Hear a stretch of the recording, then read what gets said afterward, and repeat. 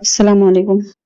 आप मेरे चैनल पर पहली बार आए हैं तो मेरे चैनल को सब्सक्राइब करें, लाइक, शेयर और कमेंट करें। शुक्रिया। घनघोर अंधेरी रात में सुहाग की सेज पर बैठी आंचल अपने पति का इंतजार कर रही थी। तभी दरवाजा खुलने की आवाज से वह चौंक गई। रमेश अंदर आता है। रमेश, सुनो, ये मेरी शादी मेरी मर्जी के बगैर हुई है। मैं तुम जैसी काली लड़की से कभी शादी नहीं करता। लेकिन मेरी मम्मी पापा ने न जाने तुमने क्या कह देखा। ये कमरा मेरा है, तुम बराबर वाले कमरे में चली जाओ, वहीं सो जाना।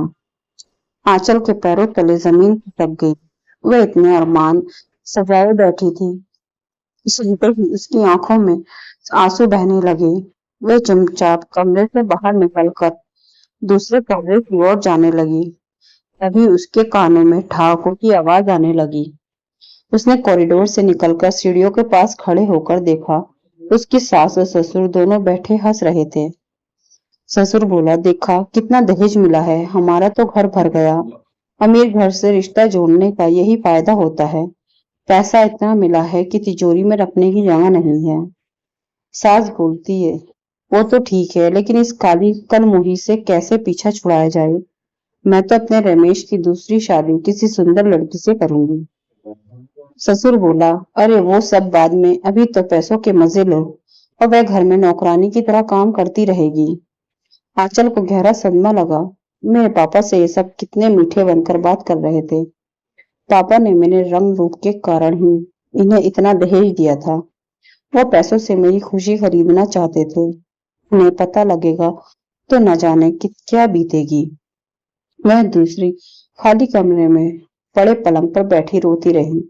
न जाने कब उसकी आंख लग गई। सुबह वह उठकर नीचे चली गई। सास बोली, बहू तू अपने मायके फोन कर दे, वो तुझे पग फेरे के लिए आज ही ले जाए। यहाँ हम तेरी मुँह दिखाई कर नहीं सकते, सब हमारा मजाक उड़ाएंगे। आंचल चुपचाप ऊपर आकर फोन करने लगती है। उसके पापा आकर उसे ले जाते हैं। घर आकर वह किसी से बात नहीं करती और अपने कमरे में जाकर रोती रहती है। शाम को उसकी ससुराल से कोई उसे लेने नहीं आता। आंचल को बहुत गुस्सा आता है। वह चुपचाप स्टोर से चूहे मारने की दवा लाकर पी लेती है और अपने कमरे में पहुंच जाती है। कुछ देर बाद वह खड़े होकर इधर उधर देख रही थी। वह अपने आप को बहुत हल्का महसूस कर रही थी।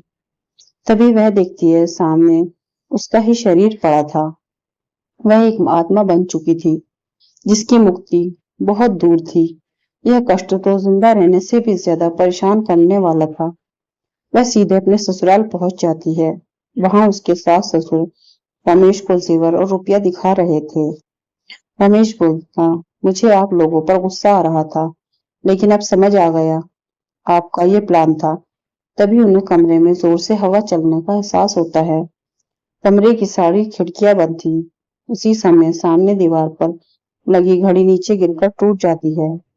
कमरे की लाइट भी धीरे धीरे कम होती जा रही थी।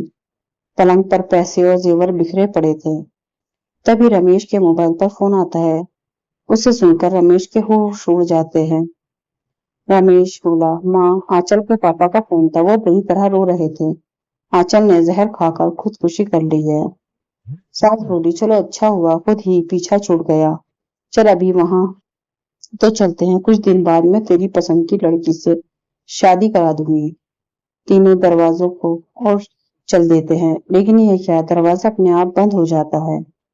सास बोलती है, कौन है? तभी कमरे में अंधेरा सा होने लगता है। कमरे की रोशनी अपने आप कम होने लगती है। ससुर बोलता है, अरे खिड़की खोलकर किसी को आवाज दो, लगता है दरवाजा बाहर से बंद है। तीनों दरवाजों को धक्का देने लगते हैं। दूसरे ओर पलंग पर पड़े नोटों में आग लग जाती है। पूरा बिस्तर जलने लगता है, जेवर भी उसमें पिघलने लगते हैं। देखकर तीनों डर जाते हैं। तीनों एक दूसरे को पकड़कर खिड़की की ओर जाने लगते हैं, लेकिन ये क्या, खिड़की भी नहीं खुलती। कमरे में धुआं भरता जा रहा था। सास ससुर का खांस खांस कर बुरा हाल था। रमेश उन्हें नीचे बैठा देता है। वह खुद दरवाजा खोलने की कोशिश करता है। पलंग की आग बुझ चुकी थी, वो थोड़ी सी सुलग रही थी। तभी किसी ने रमेश का पैर पकड़कर खींचा। रमेश गिर गया। उसके सिर में गहरी चोट लगी थी। उसके मम्मी पापा को कुछ दिखाई नहीं दे रहा था। रमेश अपने आप को छुड़ाने के लिए झटपटा रहा था। तभी उसने देखा खिड़की के पास सफेद कपड़े पहने आंचल खड़ी थी। वह जोर जोर से हंस रही थी। आंचल, क्यों? दहेज चाहिए ना? रख लो दहेज, मैं अब तुम्हारे बेटे को साथ ले जाऊंगी। सास बोलती है, बहू हमें माफ कर दे, मेरे बेटे को छोड़ दे। आंचल बोलती है, वो देख तेरा दहेज जल रहा है। आंचल ने दरवाजा खोला तो वह बाहर रखा सारा दहेज का सामान जल रहा था। पूरे घर में धुआं भर रहा था। इधर रमेश बेहोश हो चुका था। आंचल उसके सीने पर बैठी उसका गला दबा रही थी। कुछ देर तक रमेश पैर पटकता रहा, फिर वह दम तोड़ देता है। जब उन्हें होश आता है तो सामने पुलिस इंस्पेक्टर खड़ा था। इंस्पेक्टर बोलता है, अब ठीक है, सब कैसे हुआ? ससुर बोलता है, बहू ने मेरे बेटे को उसे पकड़ो। इंस्पेक्टर बोलता है, आपकी बहू तो सुबह ही मर चुकी है। सास बोली, नहीं, हमारे सामने ही उसने मारा है। मेरे रमेश को मत छोड़ना उसे। रमेश की मम्मी पापा इंस्पेक्टर के से गुहार लगा रहे थे, साहब हमें बचा लो, नहीं तो वो हमें भी मार देगी। वह यही है, आप उस कमरे में देखो। इंस्पेक्टर पूरा घर देख लेता है लेकिन कोई नहीं मिलता। रमेश की लाश को पोस्टमार्टम के लिए भेजकर वह चला जाता है। उधर आंचल का शव लकड़ियों पर रखा था। उसके पिता बिलख बिलख कर रो रहे थे। सभी रिश्तेदार जो कल तक शादी की खुशियां मना रहे थे आज उदास खड़े थे। आंचल ये सब देख कर रो रही थी। पापा, काश मैं इन लालची लोगों के यहाँ इसका रिश्ता नहीं करता। कम से कम मेरी बेटी मेरे घर में तो रहती। अब मैं किसे देखकर जिंदा रहूंगा। अंतिम संस्कार के बाद सब चले जाते हैं। आंचल अपने अगले शिकार अपने सास ससुर को मारने चल देती है। फ्रेंड्स, आपको कहानी पसंद आई है तो मेरे चैनल को सब्सक्राइब करें, लाइक शेयर और कमेंट करें। शुक्रिया, अल्लाह हाफिज।